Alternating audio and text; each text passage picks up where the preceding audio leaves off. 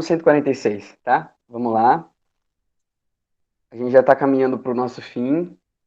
E antes da gente começar a falar, eu queria fazer leitura. Alguém quer se propor a fazer? Débora, vou escolher você. Você lê? Tá, pega aí.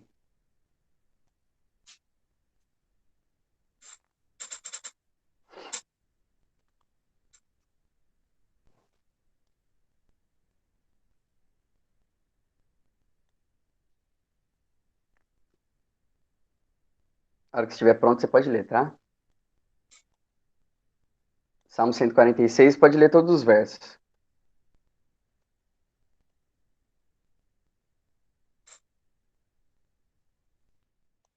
Tá, vou começar. Salmo 146. Aleluia! Louva, ó minha alma, ao Senhor. Louvarei ao Senhor durante a minha vida. Cantarei louvores ao meu Deus enquanto eu viver. Não confieis em príncipes, nem nos filhos dos homens, em quem não há salvação. Sai-lhes o espírito e eles tornam ao pó. Nesse mesmo dia, perecem todos os seus desígnios. Bem-aventurado aquele que tem o Senhor, que tem o Deus de Jacó por seu auxílio, cuja esperança está no Senhor, seu Deus, que fez os céus e a terra, o mar e tudo o que neles há, e mantém para sempre a sua fidelidade, que faz justiça aos oprimidos e dá pão aos que têm fome. O Senhor liberta os encarcerados, o Senhor abre os olhos aos cegos, o Senhor levanta os abatidos, o Senhor ama os justos.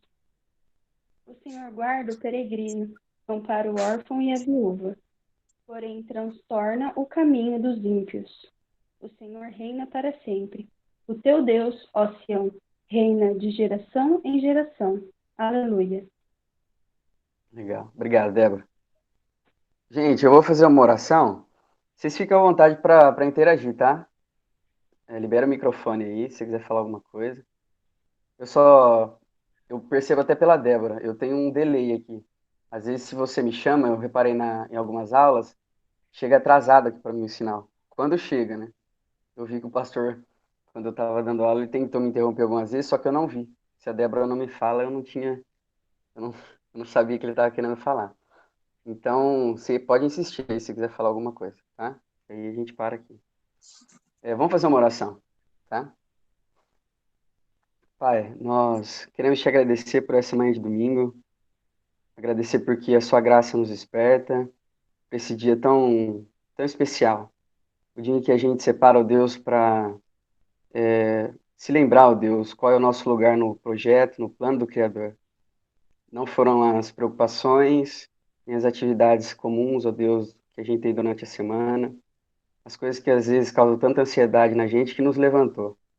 Hoje foi um dia especial, é um dia especial, onde a gente acorda para pensar em Deus, meditar no Senhor, separar o Deus momentos para estar com o Senhor, com o povo de Deus, mesmo de modo remoto, como a gente está fazendo agora. Então, que o Senhor nos abençoe nessa aula, que o poder que a Sua palavra tem, o Deus, de operar nas nossas vidas, mais uma vez, faça isso com eficiência, transformando a gente, dilatando os nossos corações, curvando, Deus, as nossas mentes, para que a gente tenha vidas submissas à Sua vontade.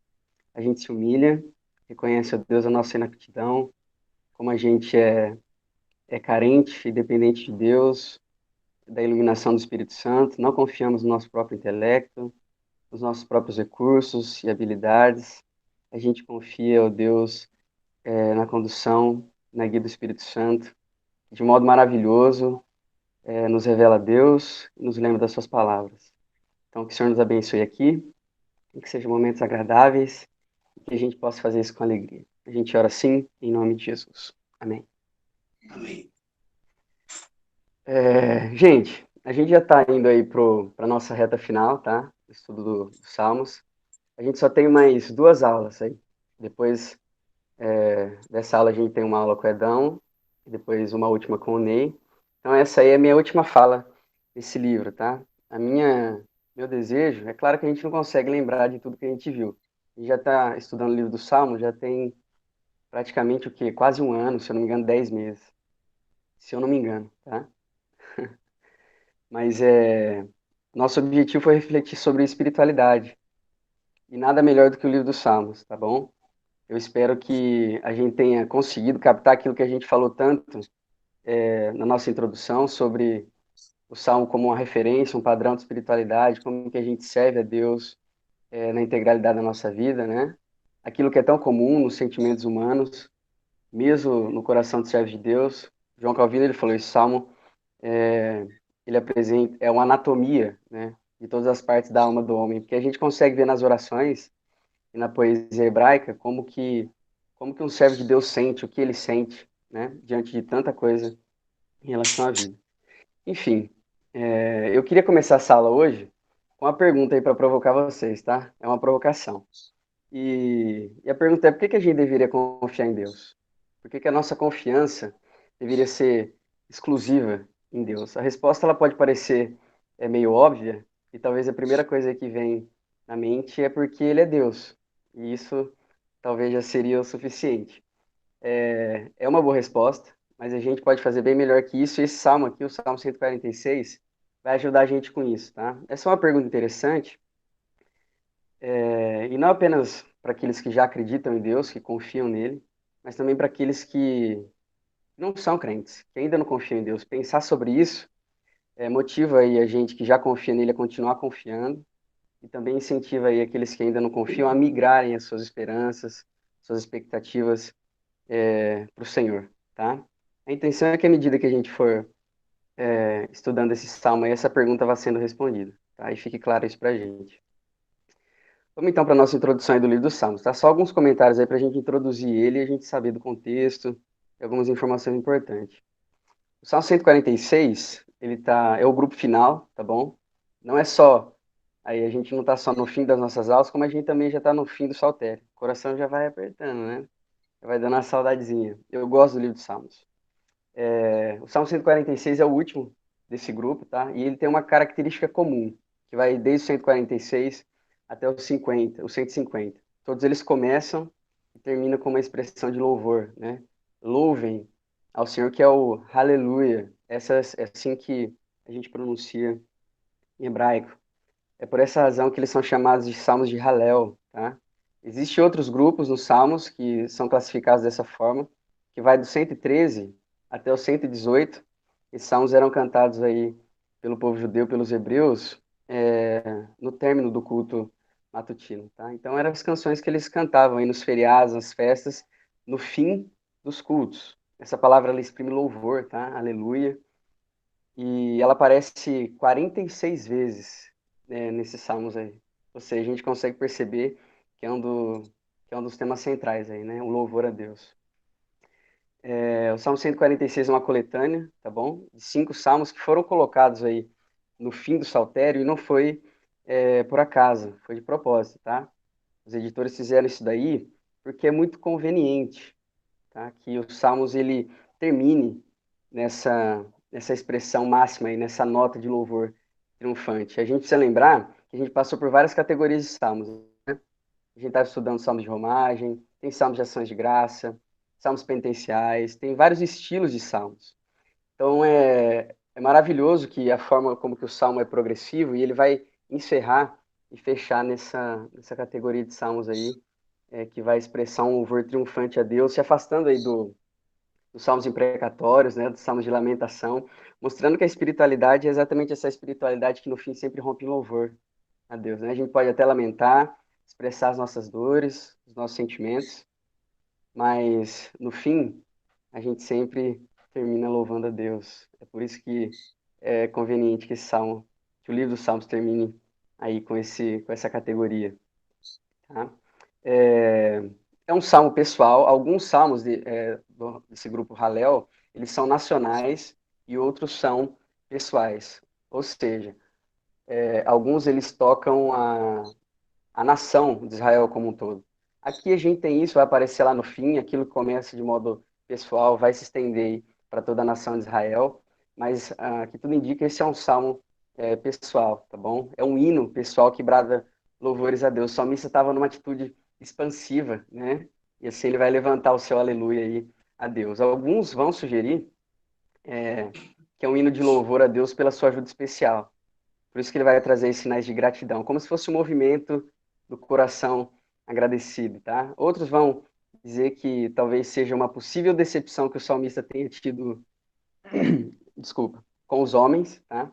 Que ele esperou que os homens fizessem algo por ele, só que eles não conseguiram aí fazer aquilo que o salmista precisava, aquilo que era necessário, tá? O salmista vai contrastar aí a fraqueza do homem com a fidelidade de Deus. É por isso que ele traz aí também características de reflexão sapiencial, tá? Tem um tom de sabedoria, a gente vai ver isso também. Enfim, gente, esse é um salmo capaz de comunicar uma mensagem importante e encantadora, tá? Louvores aí pela grandeza de Deus, é o tom desse salmo, e é com base na fé pessoal que o salmista vai se comprometer a uma vida de louvor e confiança exclusiva em Deus. No verso 1, eu vou fazer o seguinte, eu vou falar do verso 1 até o verso 4, e depois a gente vai falar do verso 5 até o verso 9, e aí eu termino com o verso 10, tá? Só para vocês entenderem como que a gente vai fazer. Logo no verso 1 a gente começa aí com duplo aleluia. Pode ver que o texto que a gente leu, ele vai dizer assim, aleluia, louva. São palavras que são derivadas, tá bom? No texto original aí a gente aparece praticamente a mesma palavra, só que ela aparece primeiro com vocativo, alguém expressando, né, uma afirmação de louvor, depois ele aparece como uma determinação. O que que isso significa, tá? É uma introdução, logo para mostrar aí para que o salmista veio. Ele veio para louvar a Deus e é isso que ele está querendo expressar nesse salmo. E o que é muito interessante é que a gente vai ver que ele invoca, né, o seu ser interior, aí, a sua alma, o seu próprio eu, para bradar louvores a Deus. Aqui a gente tem uma alma domesticada, tá? Um coração educado para Deus. O salmista ele está olhando para si mesmo e está falando com o seu homem interior e está dizendo louve ao Senhor. A gente costuma ser muito fraco, né? E sempre ceder para os nossos sentimentos, para qualquer tipo de sensação que surge e cruza a órbita aí das nossas emoções, das nossas afeições. Isso com certeza sinaliza a nossa fraqueza, acaba existindo pouca determinação e postura da nossa parte, esse comprometimento aí de louvar a Deus, né? A gente fica sempre esperando pela vontade, pelos sentimentos, tem que dar aquela coceirinha, porque senão a gente não faz, né? Mas a questão é, e se eles não vêm?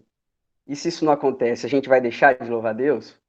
C.S. Lewis, ele vai dizer que no cristianismo, as coisas nem sempre começam com o sentimento, mas elas começam com a atitude. A gente primeiro age e depois a gente sente. Um exemplo disso que ele vai usar é o amor aos inimigos. Ninguém acorda de manhã e fala assim, poxa, estou amando os meus inimigos. Por aquilo que Deus ensina pra gente e ordena para nós, né? A gente tem uma atitude de amor e começa com as ações. E a hora que a gente menos percebe, isso está se apoderando da gente, os sentimentos estão em harmonia com as nossas ações. Ou seja, nem sempre a gente faz porque a gente sente. A gente faz porque a gente sabe o que precisa fazer. Aqui o salmista conversa consigo mesmo e vai ordenar a sua alma que louve o Senhor e que engrandeça ele, porque ele sabe que é isso que ele tem que fazer. Nem sempre, gente, os sentimentos vão estar em harmonia e eu corresponder com aquilo que é correto. Ou mesmo aquilo que a gente deve fazer, né? Nossas emoções é uma montanha-russa. Hoje, parte do que tem confundido muito aí na pós-modernidade, né, na contemporaneidade, é que os homens eles têm se confundido muito com aquilo que é conceitual e com aquilo que é sentimento. E boa parte daquilo que os homens têm sentido é o que tem guiado toda a vida deles. E a gente esquece que às vezes sentimentos, a gente não tem que ceder para eles. Pelo contrário, a gente tem que ter uma postura firme de resistir qualquer coisa que surge aí e brota no nosso coração, não de responder a isso, como se tudo aquilo que a gente sentisse fosse verdade ou correspondesse àquilo que é correto, tá?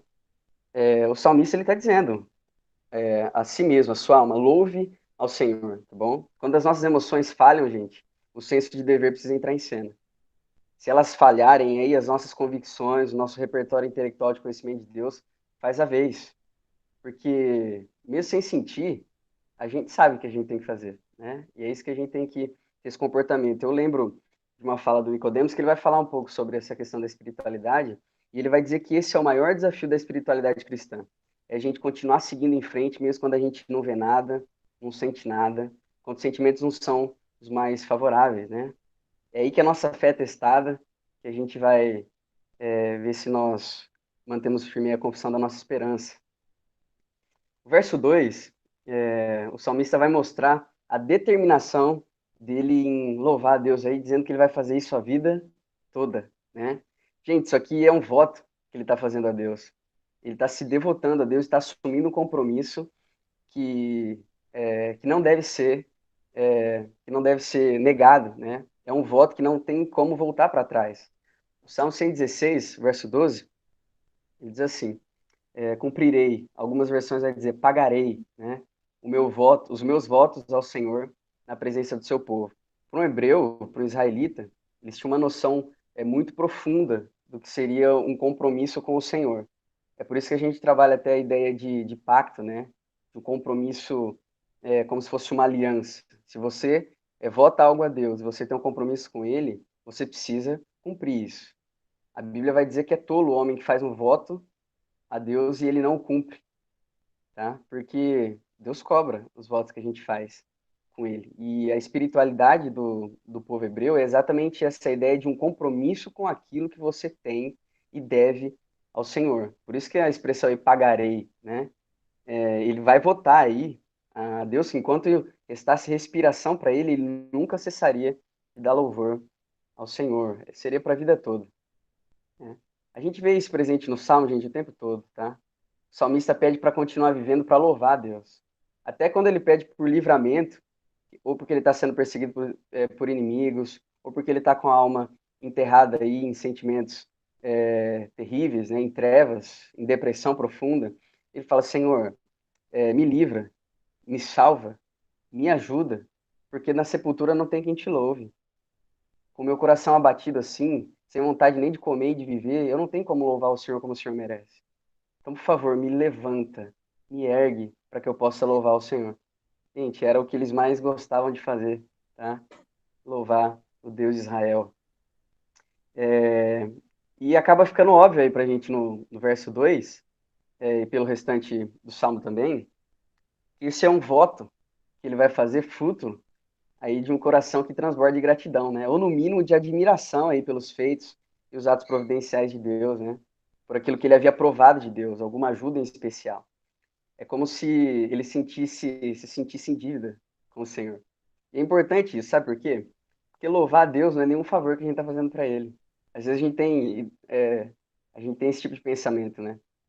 Pô, tadinho de Deus, eu vou louvar Ele, porque se eu não fizer isso, quem vai fazer? Mas não é assim que a gente tem que pensar, tá? É muito pelo contrário. A gente tem que fazer isso porque a gente deve isso a Ele. E o privilégio é todo nosso. Verso 3 e o verso 4 agora. Aqui vai ficar bem destacado para a gente aquilo que a gente chama de o tema da recusa. Ou seja, o salmista ele vai negar, e ele vai fazer isso com a negação enfática, tá? Que os homens, ou mesmo ele, tem que depender dos homens, dos príncipes, ou então de forças militares. Isso é muito comum no livro dos Salmos. Salmo 118, no verso 7 e 8, diz assim: é melhor buscar refúgio no Senhor do que confiar nos homens. É melhor buscar refúgio no Senhor do que confiar nos príncipes, tá? E não é apenas os príncipes, tá, gente? O servo de Deus, ele se recusa também a confiar em si mesmo. Olha o Salmo 44, verso 6. Pois eu não confiarei no meu arco, nem a minha espada me salvará. Ou seja, a gente não pode confiar nem nos nossos próprios recursos, na nossa própria habilidade. O Salmo 147, verso 10 e 11 diz assim: não faz caso da força do cavalo, nem se compraz nos músculos do guerreiro. Agrada-se o Senhor dos que o temem, dos que esperam na sua misericórdia. É isso que Deus tem prazer. Não é nos homens que expressam autoconfiança, que são autônomos, independentes, que confiam nos príncipes, confiam na força do seu próprio braço, ou então naquilo que eles pensam que são capazes de fazer. Deus tem prazer naquele que espera na sua misericórdia. A gente vive momentos que demonstram isso, né? Coisas como essa, pandemia e vários outros eventos denunciam a nossa fragilidade. e mostra como a gente é incapaz aí de fazer pela gente aquilo que a gente pode fazer, aquilo que a gente precisa, e como que a gente tem que esperar inteiramente na misericórdia, na graça de Deus, né? O que é bom, porque ela não falha, né? A gente falha, mas a graça de Deus não. O homem piedoso, então, gente, ele deposita sua confiança apenas em Deus e ele se recusa a se entregar a qualquer tipo de homem, qualquer comedor de feijão, né? Os puritanos, eles tinham muito essa noção. Eles diziam assim, olha, se um homem jogar uma agulha no chão, a gente não se agacha para pegar. Mas se Deus, com a palavra de ordem para que a gente faça isso ou aquilo, a gente prontamente vai fazer aquilo que Deus pede. Porque a gente só se curva diante de Deus. E Ele é a única fonte das nossas expectativas, das nossas esperanças, tá? E o que é legal aqui, esses versos aí, tanto o 3 como o 4, ele vai apresentar para a gente os motivos. E o primeiro motivo que o verso 3 vai mostrar para nós é que não se pode achar salvação alguma em líderes humanos. E é por isso que a gente não pode confiar nos homens. E salvação aqui, gente, pode indicar tanto livramentos terrenos, tá? Como salvação da alma mesmo, de modo absoluto, né? Não só um livramento ou algo que a gente está precisando momentaneamente, de modo terreno, né? Ou então a salvação, ou então algo temporário, mas se refere também à salvação da alma. Aqui a gente pode fazer um link muito interessante, tá? Eu fico impressionado quando eu vejo pessoas aí desesperadas por causa dos seus ideais e ideias políticas, né? Como se presidentes, partidos políticos, o Estado fosse seu grande salvador. Esse é um problema que a gente tem vivido, uma crise hoje. E eu não estou querendo desacreditar aí o serviço e a importância dos políticos, das estruturas de governo, das instituições. Aí o papel que elas exercem na sociedade, elas são boas e são necessárias, tá? Mas quando elas são totalitárias e absolutas aí na nossa vida, elas viram objeto de fé, ídolos aí culturais, né? Deus, viram Deus em nosso coração. De repente a gente está buscando e baseando toda a nossa vida aí nessas coisas. As entidades políticas não são o salvador do mundo. A salvação de toda a humanidade, ela tem sido manifestada em Jesus Cristo. Deus sabia das aspirações que o homem tinha por salvação, da necessidade que o homem tinha de ser salvo. E ele já mostrou que a redenção não poderia jamais ser realizada através do poder do homem. Sua força econômica, seu poder militar, ou as suas iniciativas políticas, né? Elas não conseguem fazer pelo homem aquilo que o homem realmente precisa. Tem coisas que só a graça de Deus pode fazer. Paz de espírito, contentamento, esperança, alegria, salvação, essas coisas são realizadas através de Jesus Cristo, é operada por Deus através de Jesus Cristo, tá? Nossas expectativas messiânicas, então, nosso desejo aí de salvação, nossa espera por soluções, né? O salmo que o Ney fez a exposição e fala muito sobre isso, do homem que dá as costas para Deus e que quer bons resultados, mas não quer obtê-los através dos meios de Deus, né? Deus tenta convencer o homem, falando isso para ele, olha, o fim que você busca é exatamente o fim que eu pretendo te dar, mas os meios pela qual você está tentando isso, você não vai conseguir jamais. Então, o que você tem que fazer? Se lança em mim, deixa que eu seja o seu Deus, né? Esse é o prólogo aí do Decálogo, dos 10 Mandamentos, porque se você confiar em mim, eu, o Deus que tirou você lá da terra do Egito, com mão poderosa, com braço forte, te libertou dos seus opressores, se você confiar em mim, eu vou fazer por você tudo aquilo que você precisa.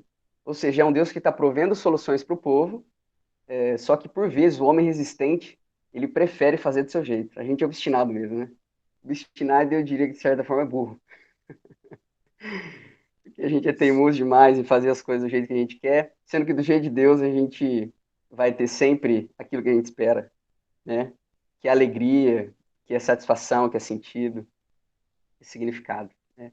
A gente não pode descansar aí das nossas esperanças, em nosso anseio soterológico, né? Nosso desejo de salvação, nessas coisas aí, porque é tudo terreno. Só Deus é suficiente, Salvador. O verso 4, então, vai apresentar para a gente o segundo motivo, tá?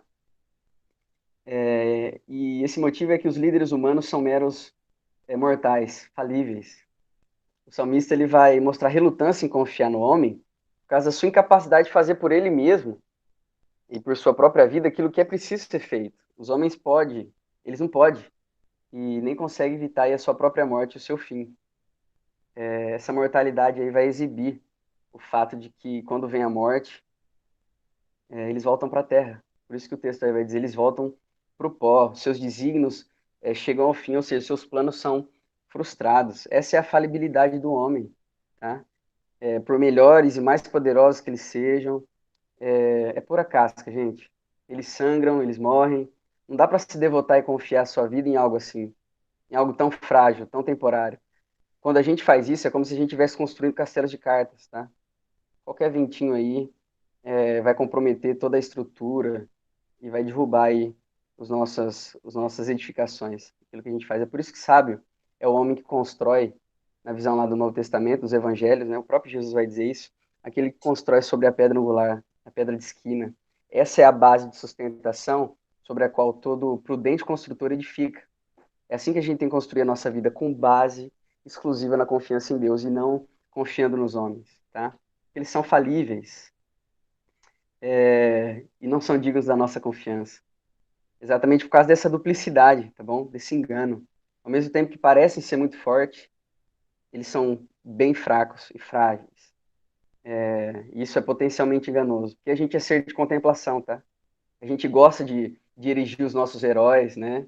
De ficar vislumbrando os supostos superpoderes que eles têm, mas aí a gente sabe que isso geralmente causa muita decepção. Eu lembro de ter lido aí de alguns eventos no fim da Segunda Guerra Mundial, quando com o fim aí do Reich Alemão, Terceiro Reich Alemão, quando o Führer lá, o Hitler, ele morre, se mata, né? Tem várias coisas aí que a gente ouve.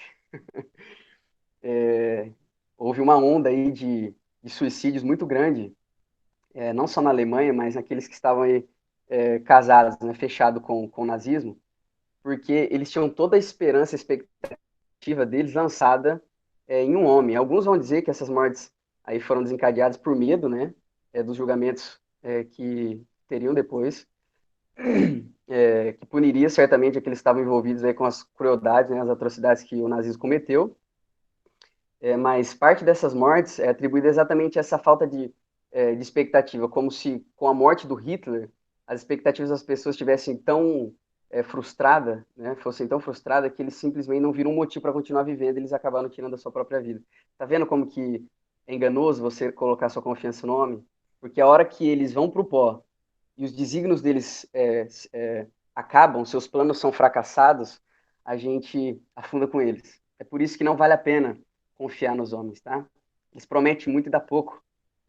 Pode ter aí poder, autoridade terrena, mas em muitas situações eles ficam impotentes, gente. Até mesmo príncipes aí, gente que tem autoridade para muita coisa, comanda exércitos inteiros, com frequência eles enfrentam problemas e não sabem lidar com isso. Shakespeare, ele tem uma frase que diz assim: ó quão miserável é aquele pobre sujeito que depende em suas esperanças dos favores dos príncipes. Até Shakespeare sabia que não dava para confiar nos homens. Quando o homem mergulha, gente, num abismo aí e a vida física fica ameaçada, é preciso de Deus para tirar o homem dali. Só Deus pode fazer isso. Assim também, quando o homem cai em aflição, tristeza, dor, é preciso que Deus venha aí aliviar ele, trazer refrigério, consolar a sua alma, tá? O homem carece de um socorro, gente, que só Deus pode atender. Que começa, então, na necessidade da salvação da alma, né? Mas se estende aí nos socorros terrenos, naquilo que a gente precisa temporariamente. Gente, quem nunca teve uma experiência assim, né? Uma experiência negativa com promessas das pessoas. Elas prometeram para você algo, e às vezes elas estavam falando com sinceridade, estavam sendo honestas, sinceras, mas elas não conseguiram cumprir aquilo que elas prometeram. Exatamente porque cumprir isso vai além da sua própria capacidade. Quem nunca se frustrou com isso, né? O homem é um ser de vida precária. É por isso que a gente não tem que depositar nossa esperança nos homens. O que é importante a gente destacar aqui, eu achei legal a gente frisar isso, tá? O que isso não quer dizer?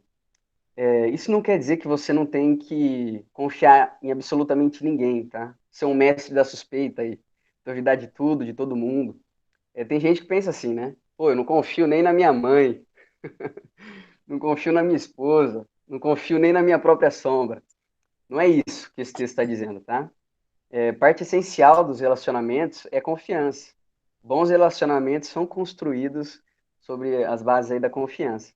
Você pode sim confiar em pessoas, mas guardado as suas devidas proporções, tá? Existem limites para isso. Não é desse tipo de confiança que o texto está falando. Você não pode, por exemplo, se entregar cegamente, né, a alguém como se ele pudesse fazer por você aquilo que só Deus pode fazer. E algo importante sobre a plena confiança é que ela não surge de uma hora para outra. Ela é gradativa, vai crescendo aos poucos, se apoderando da pessoa, vai se avolumando, preenchendo aí os espaços de incerteza. E confiar em Deus, então, todo relacionamento, toda confiança no relacionamento, ela acontece de forma gradativa e ela é progressiva, tá? À medida que a gente vai se relacionando, à medida que a gente vai conhecendo, a gente vai, então, depositando mais confiança. O relacionamento com Deus é a mesma coisa. À medida que a gente vai conhecendo o seu caráter santo, à medida que a gente vai conhecendo a sua palavra e provando das ações de Deus aí na nossa vida, que é muito real. Deus não é uma verdade subjetiva, Deus não é uma realidade distante de quem nós somos. Não existe separação entre as coisas que são naturais e sobrenaturais pela ideia bíblica, essas coisas estão integradas e uma depende da outra. Quando a gente prova da ação sobrenatural de Deus na realidade das coisas naturais, a gente percebe que a intervenção divina é um milagre. E quando a gente começa a provar desse milagre de Deus, da ação, da providência de Deus, quando a gente começa a perceber que a nossa vida está sendo transformada, a gente começa a atribuir cada vez mais confiança em Deus, porque Ele vai demonstrando que Ele merece isso. Que a nossa confiança é, pode estar nele, tá? Aí o salmista, então, ele vai se dirigir a Deus no verso 9. No verso 9 não, desculpa. Peraí. Tá. O salmista ele vai se dirigir a Deus aqui 9 vezes durante todo esse salmo aqui como Senhor, tá? Você pode ver aí que ele vai falar com o Senhor, vai falar com Deus, vai escrever esse salmo e a poesia vai aparecer 9 vezes a palavra Senhor. Mas quando ele vai se devotar a Deus, ele vai chamar Deus de o meu Deus. Ou seja, a confiança em Deus, ela é com base também no relacionamento, tá bom?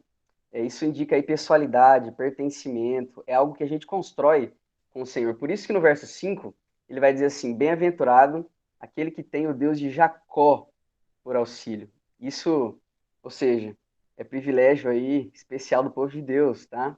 Pode ver que no verso 5 vai aparecer de novo aí o pronome possessivo, seu Deus. Ou seja, você não está confiando em qualquer Deus. Você está confiando no seu Deus, o Deus que se revelou para você, o Deus que deu provas de que você pode colocar nele a sua confiança.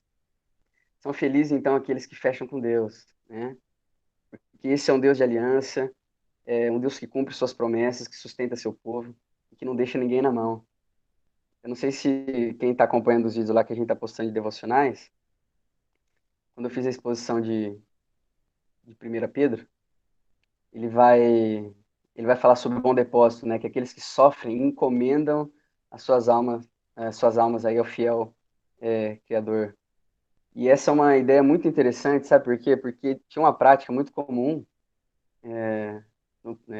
nos períodos do mundo antigo, né? No período dos primeiros séculos lá da era cristã, que era o depósito. Não existiam bancos como a gente tem hoje. Então a pessoa, quando ela ia fazer algum tipo de viagem ou precisar proteger os seus bens, ela depositava nas mãos de algum amigo, colocava na mão de algum amigo para que ele guardasse isso. E essa era uma prática muito sagrada, tá? Você confiar algo precioso, um bem seu, na mão de um amigo. E, e isso, gente, indica para nós, aí a expressão que Pedro vai usar, que quando nós depositamos aquilo que é mais precioso para nós em Deus, Deus não vai defraudar ninguém.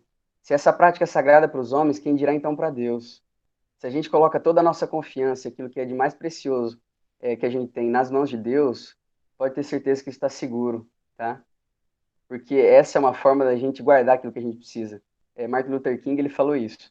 É tudo aquilo que era mais precioso e que eu tentei segurar com as minhas mãos, eu perdi. Agora tudo aquilo que eu entreguei nas mãos de Deus, isso eu ainda tenho, eu ainda possuo, né? A ideia de que a gente não precisa ter medo, porque quando a gente está com o Senhor, quando a gente fecha com Ele, Ele não vai deixar ninguém na mão. Ele vai ajudar aí aqueles que participam do pacto abraâmico. Por isso Deus de Jacó, tá? Abraão, Isaac e Jacó. Existe uma transição aí, uma aliança mas existe uma transição aí que vai passando de um para o outro e que vai sinalizando aí a firmeza do pacto que Deus tem com seu povo. E quando o texto vai usar a expressão o Deus de Jacó, é exatamente essa ideia, está evocando essa ideia de aliança. O Deus que promete, que fecha com o seu povo e garante eles. Tá? É por isso que o salmista vai dizer que é feliz. Ele está cantando feliz aí a condição dos que verdadeiramente têm confiado em Deus. Por isso, bem-aventurado, né? Asher Yoshev BTK. É isso que o texto vai falar no texto original aí. E o que é engraçado, gente, que ao dizer isso daí, no verso 5, ele está contrastando com a ajuda humana. Enquanto a gente não pode confiar nos homens, porque eles são falíveis, aí é potencialmente inútil a gente confiar neles, como diz o verso 3 e 4, a ajuda divina, ela é segura, garantida e faz a gente feliz, né? Esse tipo de bem-aventurança era típico também da escola de sabedoria, é como se dissesse assim, é sábio você confiar em Deus, ou seja, o homem tolo põe a sua confiança em outras coisas. Nós, então, no entanto, como filhos de Deus, colocamos a nossa confiança no único Deus, não em falsos deuses, não nos príncipes, porque eles não podem fazer por nós aquilo que nós precisamos. Quem pode fazer é Deus, por isso que a nossa esperança está totalmente nele. E agora aqui no verso 9, o salmista vai dizer o porquê que a gente tem que confiar em Deus, tá? E são motivos. E a nossa pergunta aqui do início, ela vai sendo totalmente respondida, tá? Ele vai dizer aí, desde o verso 5 até o verso 9, coisas que são características de Deus, coisas que Deus faz. E ele vai dizer porque Deus é o Criador onipotente e tem capacidade de ajudar o seu povo, porque ele que criou tudo nos céus e na terra e tudo que foi feito por ele. E ele vai expressar aí a ideia de fidelidade, né? Não apenas criou, ele é capaz de sustentar toda a criação, porque ele é um Deus que não falha em conservar a sua palavra pactual. Deus é fiel, gente. Esse é um atributo de Deus, tá? Ele guarda a sua palavra para sempre. Deus não é homem para mentir, nem filho do homem para se arrepender. Se ele falou, prometeu algo, você pode descansar que ele vai fazer. Ele é Deus também que faz justiça aos oprimidos. Está dando eco. Estão ouvindo? Aí, peraí. É minha calopsita cantando no microfone da minha mãe, já mutei ela. Rapaz, a calopsita é potente, hein, Bia? É, ele é o Deus que faz justiça aos oprimidos. Ele dá pão para quem tem fome, põe em liberdade os prisioneiros, dá vista para os cegos, ele levanta os abatidos, e levantar que significa exaltar, tá? Ama o peregrino, o órfão, a viúva. Deus realiza justiça, e aqui é interessante isso. Enquanto aqueles que têm um pacto com Deus podem confiar muito nele, aqueles que não se devotam a Deus e fazem os seus próprios caminhos, a palavra de Deus diz que Deus transtorna o caminho dos ímpios. Isso significa literalmente aí que Deus vai entortar o caminho deles, né? Levando eles a cair em ruína. Aí eu pergunto, gente, dá ou não para a gente confiar em Deus?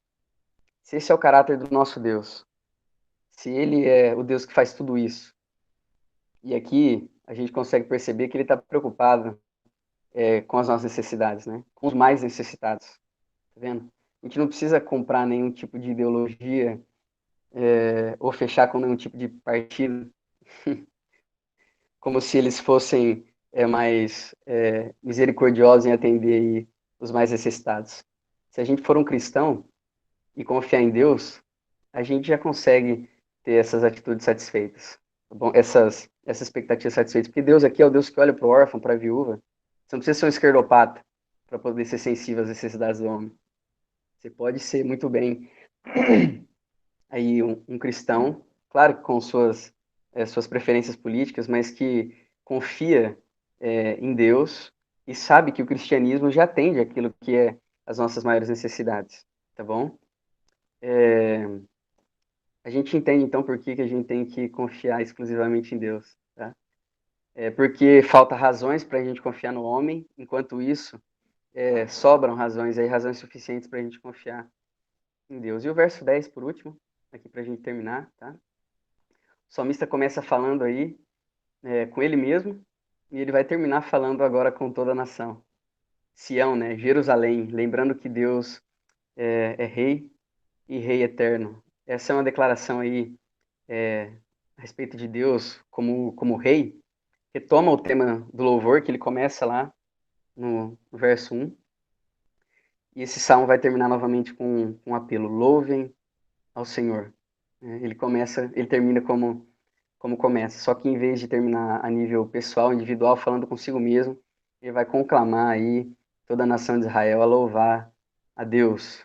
E além de todos os motivos que ele já apresentou, ele vai dizer que é porque o Senhor reina.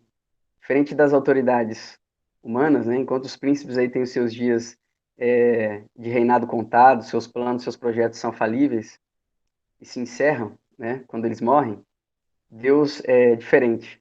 Deus ele reina para sempre, seus planos não são frustrados e é nele que a gente pode confiar. Amém? Tem uma oração aqui puritana, eu procurei quem foi que fez essa oração, mas eu não consegui achar. Mas eu achei uma oração bem bonita e reflete um pouco daquilo que a gente falou aqui. Eu queria ler ela para vocês, tá? Ela é bem curtinha e a gente já termina. Diz assim: Senhor, ajuda-me porque sou frequentemente morno e frio. A incredulidade arruína a minha confiança. O pecado me faz esquecer de ti. Faz que as ervas daninhas que nascem em minha alma sejam cortadas pela raiz. Faz-me saber que só vivo verdadeiramente quando vivo para ti. De outro modo, tudo é insignificante. Somente a tua presença pode fazer-me santo, devoto, forte e feliz. Sustenta-me, Deus gracioso. Amém? Gente, é isso aí, tá? Fica aí pra gente então isso. Por que que a gente não pode confiar nos homens e deve confiar em Deus? Porque só Deus é capaz suficiente de sustentar a gente e de atender aquilo que a gente precisa. Amém?